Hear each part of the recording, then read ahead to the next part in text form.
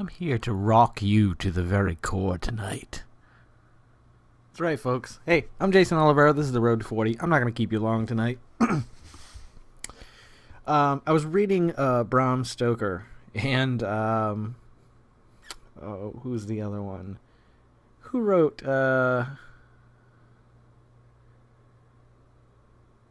Sleepy Hollow, The Legend of Sleepy Hollow. I was reading excerpts from that to the kids tonight. They were like, actually, it's just watered down versions of them, but it's still written in the original text. It's just broken down so that it's shorter for quick little stories to tell your kids.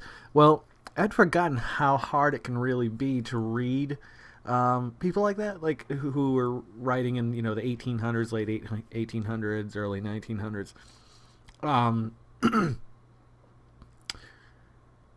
There's just a cadence to their speech. There's a way that they talked. There's a class to it, and I often wonder how dialect evolves. I'm sure a lot of it has to do with culture and coming to a new country and just changing things. That you've lived for the last 4,000 years, 5,000, however long your history goes back. But speech was a far more beautiful art form back then. And now it just feels like it's just LOL. You know what I mean? Like, everything is just so watered down. It's really sad. Because language, when it's spoken and used at its full potential, when it's written by people like this, it's a beautiful art form. And it's something we're losing touch with, I think. I'm not blaming ebooks by any stretch of the imagination, because I feel like ebooks are the right direction to take books. People say there will always be books. I hope there isn't. I hope we stop printing books. And I know a lot of I work at a bookstore. I love books. I love having books. But I hope there comes a time when everything's digital, because we're killing all the trees to make the books, first and foremost. All the trees. We're killing all of them just to make a few books. My point is that I don't think that's the problem. I think the problem is we've become very fucking lazy. Like, we can't even spell be right there. It's BRT. All these things. It's like, yeah, it's easier to type, but like, I look at the way novels are written nowadays, and I'm like, there's so many novels that come out. I think it's like 1 million people publish a book every month or something like that. No, it's like 180,000, 190,000. It's a ridiculous amount of books get published every month. New ISBN numbers are distributed to all those books and printed on the back of those books. And like, you're lucky if like 10 of those go on to have any success. 20 of those, maybe 100 of them have decent success. I'm not talking selling millions of copies or anything like that. I'm not saying they're the next Bible. I'll be writing that. But I'm just saying that, like, it's still crap. Even the cream of the crop today, there's not many authors. And there are some, don't get me wrong. There are modern authors that are lyrical geniuses. They're beautiful artists. But it just seems like, I guess back then, in the 1800s, 1900s, I'm assuming authors like Bram Stoker and Kelly and or Shelley rather, like all of those kind of stood out. Actually, I think I don't know. I'd have to look it up to see different dates and stuff like that. But it's just sad that we've gotten to the point where like our books are so dumbed down. Like, when I read books, like, I like reading Ari Salvatore. The story's interesting. He writes, fight scenes unbelievable.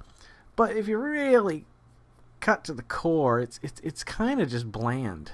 Not that he's not the best of the bland. I'm just saying that, like, he's really good. I love Stephen King, but Stephen King has a way, or he used to have a way. I don't think, not that I'd say he's lost it, because some of his last few books, well, not the last few ones, but a few years ago were pretty good.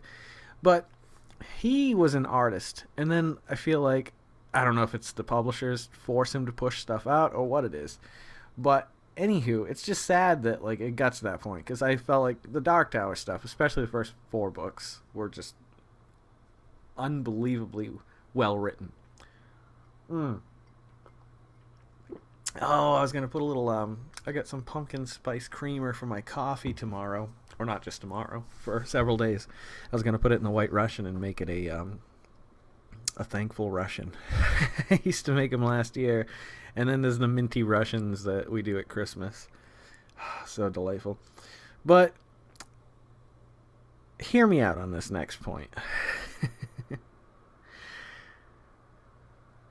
Success is nothing more than an illusion to get you distracted, I think.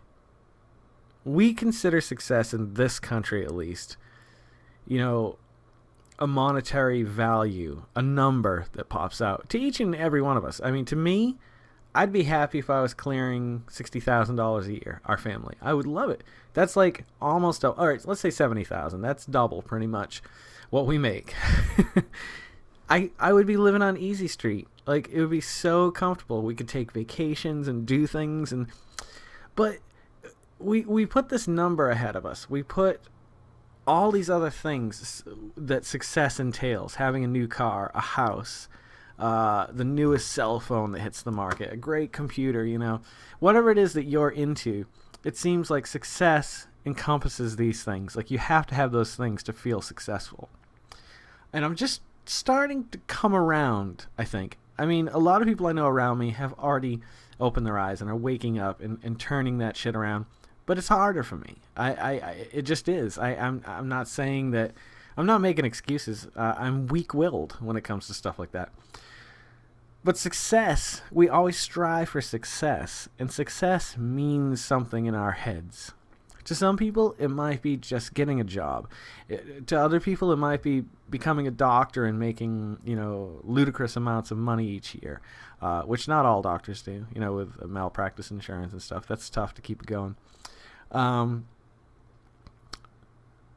when you boil it all down, when you get to the core of it all, success needs to be reevaluated by each and every person, I think. Am I successful? Yes.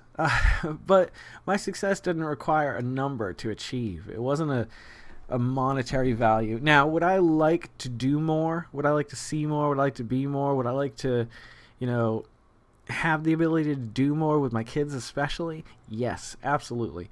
To me, if you want to call that success, then that's success. But I'm not going to put a number value like you should make this kind of money a year. You should, own this many cars or so on and so forth.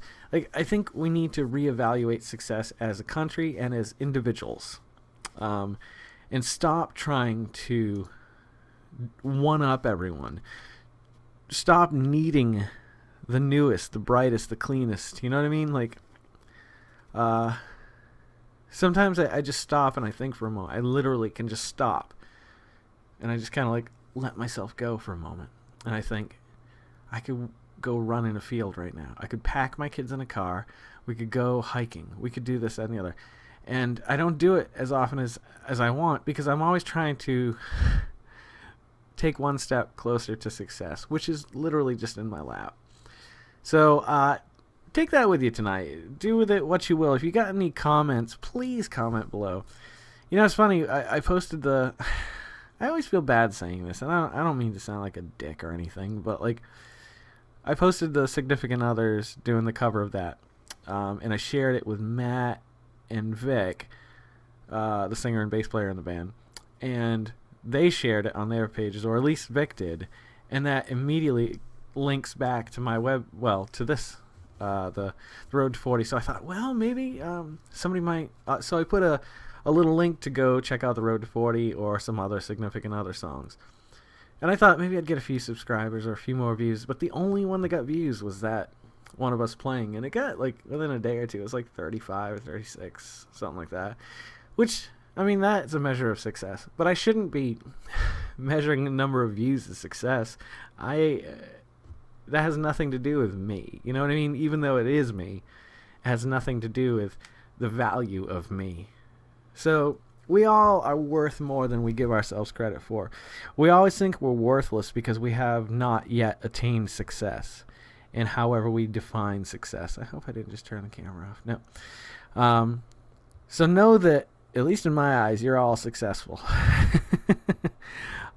If you're, I don't know. I guess I've made my point. I don't need to say any more about it. Anywho, if you're loving these, please subscribe. If if you know anybody who might be interested in these, any group of people you might want to share it with, that'd be awesome. I'd really appreciate it.